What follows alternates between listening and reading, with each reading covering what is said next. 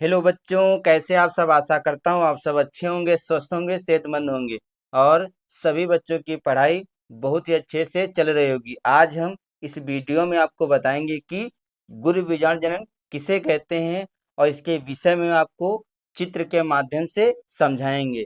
तो सबसे पहले हम आपको बताएंगे कि गुरु बीजाणु जनन किसे कहते हैं। इसके बाद हम आपको इसकी पूरी प्रोसेस को हम आपको चित्र के माध्यम से समझाएंगे। तो सबसे पहले हेडिंग डालेंगे गुरु बीजाणु जनन। इसमें लिखेंगे पुष्प की मादा जननांग संरचना स्त्री केसर के अंडाशय के अंदर उपस्थित बीजांड में बीजांडकाय की गुरु बीजाणु मात्र कोशिका में अर्धसूत्री विभाजन से 4 गुरु बीजाणु के निर्माण की क्रिया को गुरु बीजाणु जनन कहते हैं। ये है गुरु बीजाणु जनन की परिभाषा। अब हम आपको इसके विषय में चित्र के माध्यम से समझाते हैं। ये है गुरु बीजाणु जनन के चित्र। अब हम इसी चित्र के माध्यम से इसकी पूरी प्रोसेस को समझाएंगे। तो ये है बीजांड। क्या है? बीजांड। और इसी के अंदर होता है बीजांडकाय और बीजांडकाय के अंदर पाई जाती हैं अधोस्त्री कोशिका। जब अधोस्त्री कोशिका वृद्धि करती हैं तब वृद्धि करके ये बदल जाती हैं प्रपसु कोशिका में। यानी कि जो अधोस्त्री कोशिका होती है जब ये वृद्धि करती है यानी कि विकसित होती है तो ये बदल जाती है प्रपसु कोशिका में। जब प्रपसु कोशिका का समसूत्री विभाजन होता है तब ये 2 भागों में बढ़ जाती है। यानी कि कह सकते हैं कि 2 कोशिकाओं का निर्माण होता है। नंबर 1 प्राथमिक भित्ति कोशिका, नंबर 2 बीजाणु जनन कोशिका। जो प्राथमिक भित्ति कोशिका होती है या तो ये नष्ट हो जाती है, नहीं तो ये बीजाणु भित्ति का निर्माण करती है। और जो ये बीजाणु जनन कोशिका है इससे गुरु बीजाणु मात्र कोशिका का निर्माण होता है। जब गुरु बीजाणु जनन मात्र कोशिका का निर्माण हो जाता है जब इसका अर्धसूत्री विभाजन होता है। जब गुरु बीजाणु मात्र कोशिका का अर्धसूत्री विभाजन होता है तब 4 गुरु बीजाणुओं का निर्माण होता है। इसमें जो 3 गुरु बीजाणु होते हैं ये क्या हो जाते हैं? निष्क्रिय हो जाते हैं। देखिए मैंने यहाँ पर रेड पेन से गुरु बीजाणु बनाए हैं। जो 3 रेड पेन से गुरु बीजाणु ये निष्क्रिय हो जाते हैं और जो एक शेष बचता है गुरु बीजाणु ये क्रियाशील गुरु बीजाणु होता है। जब इस गुरु बीजाणु का समसूत्री विभाजन होता है तब यह 2 केंद्रकों में बढ़ जाता है।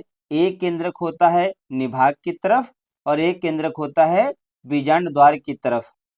जब इसका फिर से समसूत्री विभाजन होता है यानी कि जो ये 2 केंद्रक होते हैं जब इनका समसूत्री विभाजन होता है तब 4 केंद्रकों का निर्माण होता है। और जब इसका पुनः समसूत्री विभाजन होता है तब 8 केंद्रकों का निर्माण होता है। इसके बाद जब जो ये केंद्रक होते हैं इसमें अब क्या होगा? कोशिका द्रव्य का विभाजन होगा। जब इसमें कोशिका द्रव्य का विभाजन होता है तब ऊपर जो 3 कोशिकाएं होती हैं इसे बोलते हैं प्रतिमुख कोशिका और बीच में जो कोशिका होती है इसे बोलते हैं ध्रुवीय कोशिका। और यहाँ पर देखिए 2 कोशिका इसे बोलेंगे सहायक कोशिका और बीच में होती है अंड कोशिका। इस प्रकार अंड कोशिका का निर्माण होता है। तो हमने आपको चित्र के माध्यम से समझाया कि अंड कोशिका का निर्माण कैसे होता है। अब हम आपको बताएंगे कि आप गुरु बीजाणु जनन के विषय में आप किस प्रकार लिखेंगे। हम आपको लिखकर बताएंगे ताकि आप बहुत ही आसानी से लिख सकें। अब सबसे पहले हेडिंग डालेंगे गुरु बीजाणु जनन। इसमें लिखेंगे पुष्प की मादा जननांग संरचना स्त्री केसर के अंडाशय के अंदर उपस्थित बीजांड में बीजांडकाय की गुरु बीजाणु मात्र कोशिका में अर्धसूत्री विभाजन से 4 गुरु बीजाणु के निर्माण की क्रिया को गुरु बीजाणु जनन कहते हैं। अब लिखेंगे बीजांडकाय में एक अधोस्त्री कोशिका पाई जाती है जो द्विगुणित होती है।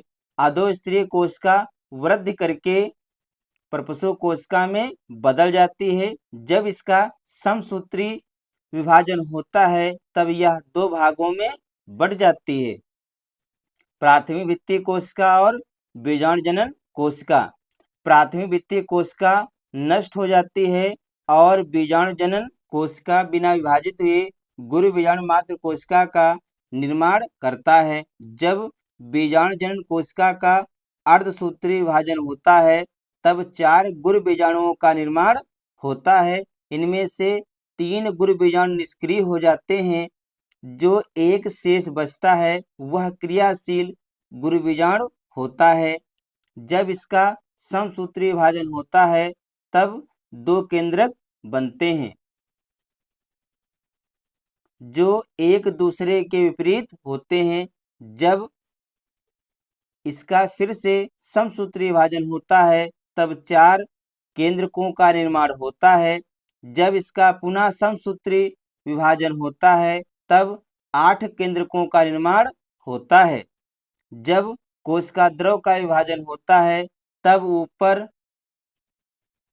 3 प्रतिमुख कोशिकाएं बनती हैं, बीच में 2 ध्रुवीय कोशिका होती हैं, बीजांड द्वार के तरफ 2 सहायक कोशिकाएं होती हैं और उनके बीच में अंड कोशिका का निर्माण होता है। तो बच्चों, हमने आपको सबसे पहले गुरु बीजाणु जनन के विषय में चित्र के माध्यम से समझाया है। फिर हमने आपको पंच के माध्यम से लिखकर बताया है कि आप परीक्षा में जाकर किस प्रकार लिखेंगे। तो बच्चों, आज की वीडियो में इतना ही। मिलते हैं अगले वीडियो में नए टॉपिक के साथ। तब तक के लिए जय हिंद, जय भारत।